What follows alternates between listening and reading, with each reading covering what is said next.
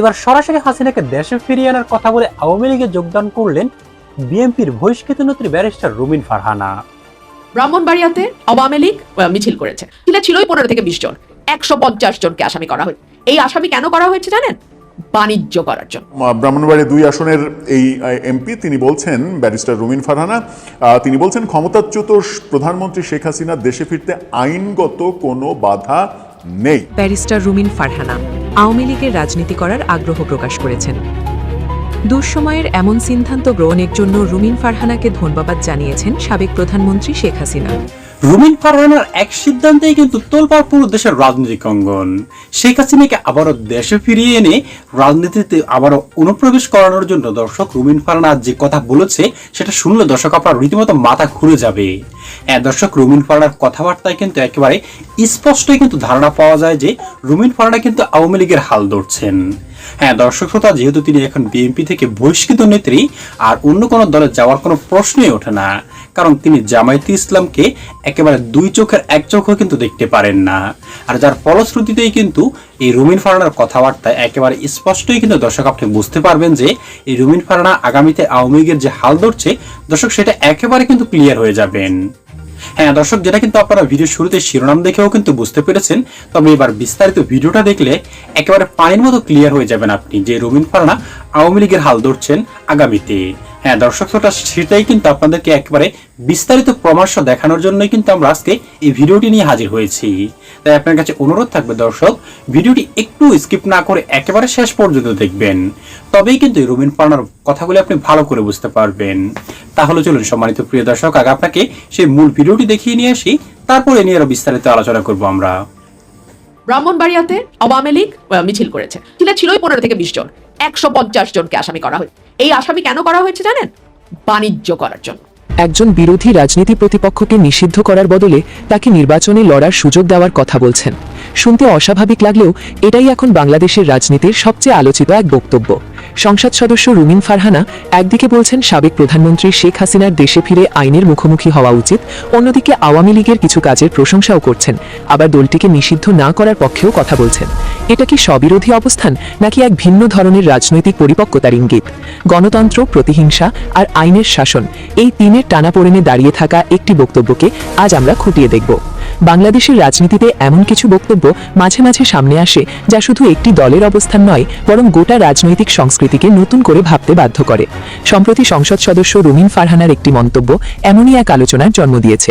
তিনি একদিকে সাবেক প্রধানমন্ত্রী শেখ হাসিনার দেশে ফিরে আইনের মুখোমুখি হওয়ার প্রত্যাশা প্রকাশ করেছেন, অন্যদিকে আওয়ামী লীগের আমলে হওয়া কিছু কাজের স্বীকৃতি দিয়েছেন এবং দলটিকে পুরোপুরি নিষিদ্ধ না করে বরং গণতান্ত্রিক প্রক্রিয়ায় অংশগ্রহণের সুযোগ রাখা উচিত বলেও মত দিয়েছেন।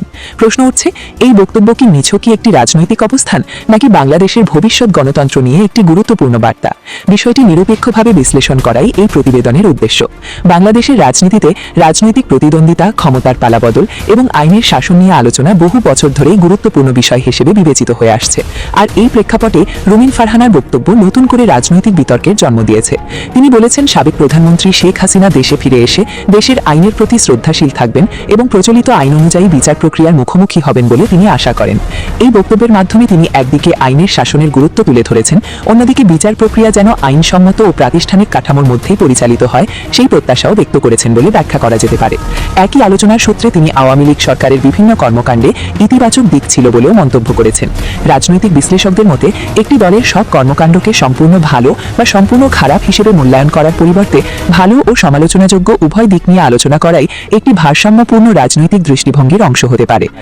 রুমিন ফারহানার বক্তব্যের আরেকটি গুরুত্বপূর্ণ অংশ হল রাজনৈতিক দল নিষিদ্ধ করার বিরোধিতা। তার মতে গণতান্ত্রিক ব্যবস্থায় মত প্রকাশের স্বাধীনতা এবং বহুদলীয় রাজনীতি অত্যন্ত গুরুত্বপূর্ণ। এই দৃষ্টিভঙ্গি বিশ্বের বহু গণতান্ত্রিক রাষ্ট্রের রাজনৈতিক দর্শনের সঙ্গেও সামঞ্জস্যপূর্ণ, যেখানে সাধারণভাবে রাজনৈতিক মতাদর্শের প্রতিযোগিতা নির্বাচনের মাধ্যমে নির্ধারিত হয়।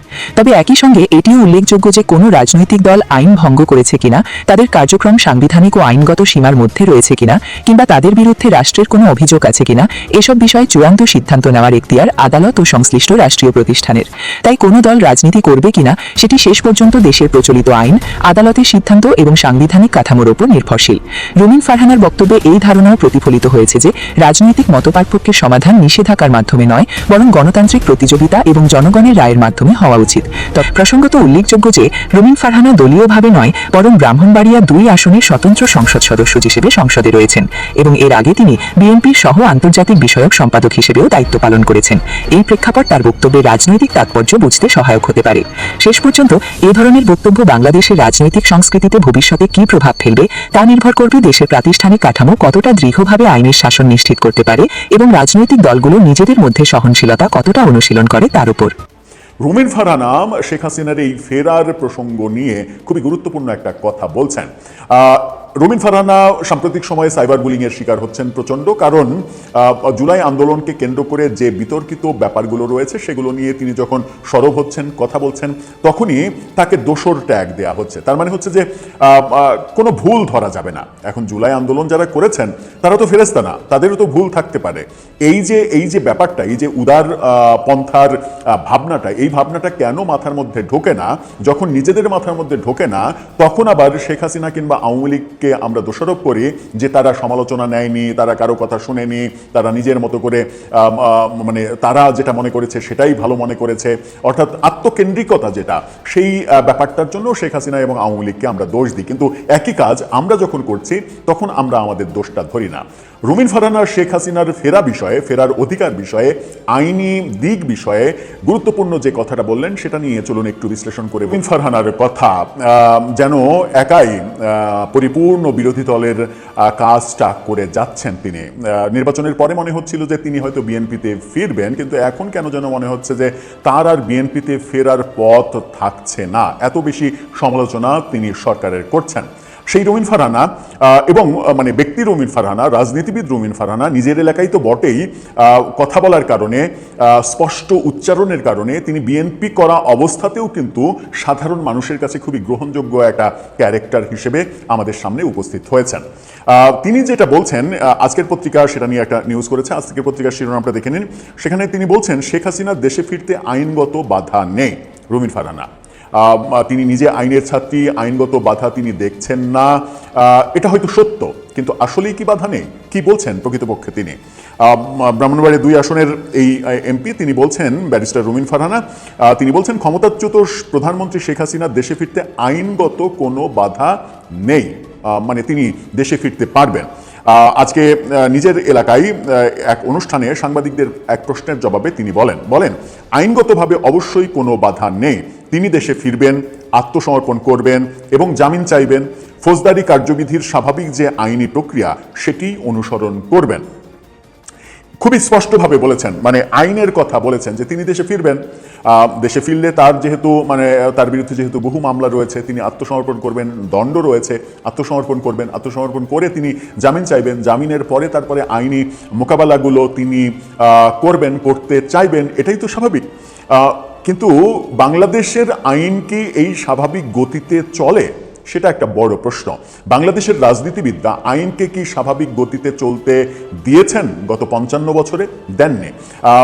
আইনকে স্বাভাবিক গতিতে যেমন চলতে দেননি, ইতিহাসকেও তারা স্বাভাবিক গতিতে চলতে দেননি।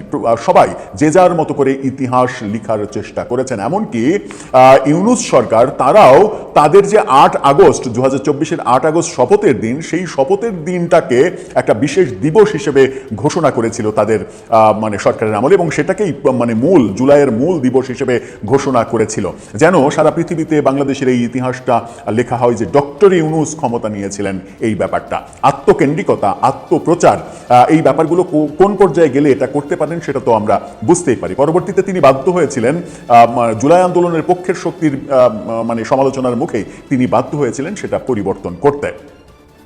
আইনকে ঠিক পথে যদি চলতে দেয়া হয় তাহলে শেখ হাসিনার দেশে ফিরতে কোনো বাধা নেই। শেখ হাসিনাকে আইনগত দিক থেকে মানে রুখা না গেলেও একটা আইনগত দিক বোধহয় রুমিন ফারহানা মিস করে গেছেন, সেটা হচ্ছে শেখ হাসিনার পাসপোর্ট বাতিল করে দেওয়া হয়েছে। সেটা রেড পাসপোর্ট, সাধারণ পাসপোর্ট, সব পাসপোর্ট, যদিও তার সাধারণ পাসপোর্ট ছিল না, রেড পাসপোর্টই ছিল, সেই রেড পাসপোর্ট কিন্তু বাতিল করে দেওয়া হয়েছে। শেখ হাসিনা এখন ভারতে পাসপোর্টবিহীন অবস্থান করছেন। সুতরাং তার যদি দেশে ফিরতে হয় তাহলে বাংলাদেশ সরকারকে তাকে ট্রাভেল পাস দিতে হবে। বাংলাদেশ সরকার যদি তার ট্রাভেল পাস না দেয় তাহলে তিনি কিন্তু আইনগত দিক থেকেই ফিরতে পারবেন না, কোনো ওয়ে নেই।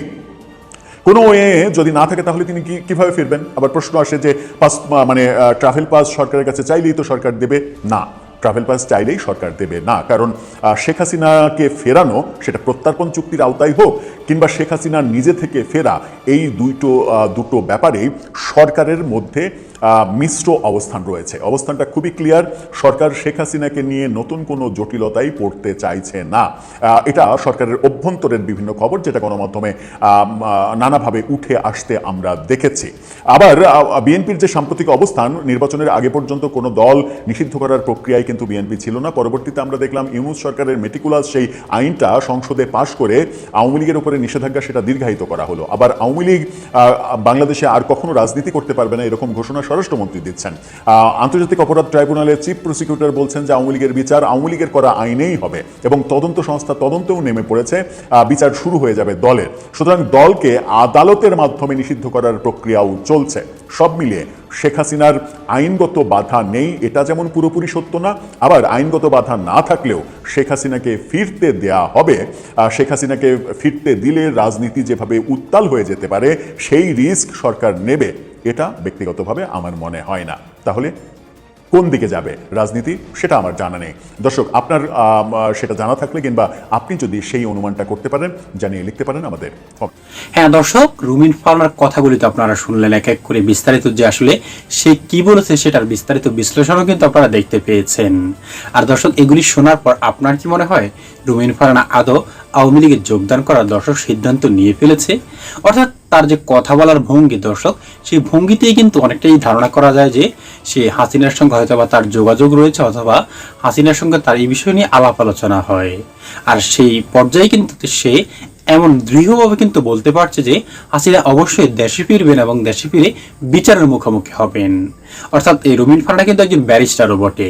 আর যার ফলশ্রুতিতে দর্শক ধারণা করা যায় যে এই রুমিন ফারহানা হয়তোবা হাসিনার পক্ষ নিয়ে হয়তোবা আদালতে দাঁড়াবে দর্শক, এমনটাই কিন্তু অনেক বিশ্লেষকরাই কিন্তু বলছে।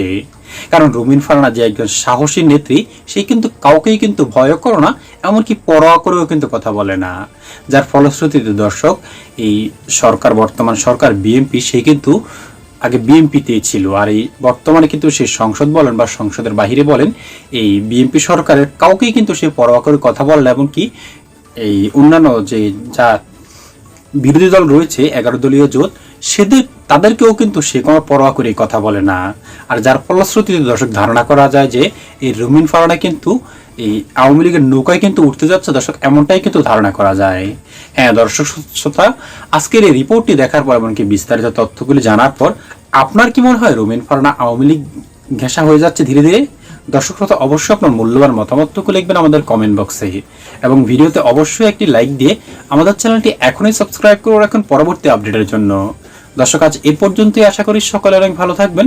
খোদা হাফেজ।